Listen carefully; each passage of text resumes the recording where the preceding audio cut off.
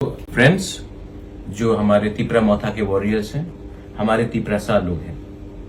पिछले 3 दिन में बहुत लोगों ने स्पेकुलेट किया है कि हम अलायंस करने वाले हैं।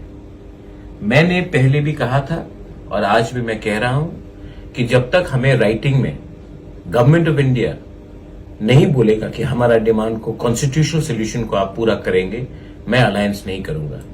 बहुत लोग विश्वास नहीं करते, क्योंकि मैं आपको ब्लेम भी नहीं करता, क्योंकि 46 इयर्स में 1977 के बाद हर regional Tiprasa political party Delhi गया है और कुछ न कुछ एग्रीमेंट करके लाया है इलेक्शन के पहले और इलेक्शन के बाद तिपरासा को कुछ नहीं मिला।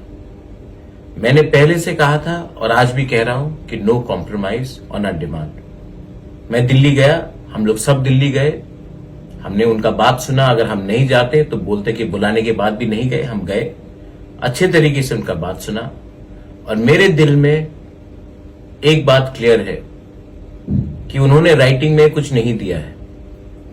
मैं तिपरा मोथा वॉरियर्स को, अपने पूरे तिपरासा को बोलना चाहता हूं, there will be no alliance in this election.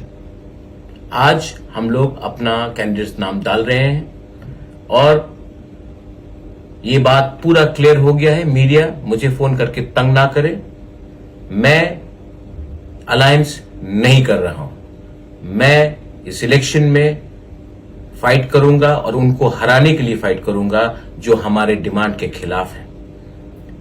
Be ready, जीतेगा तो जीतेगा, हारेगा तो हारेगा, लेकिन इस बार वन लास्ट फाइट तो जरूर करेंगे हम।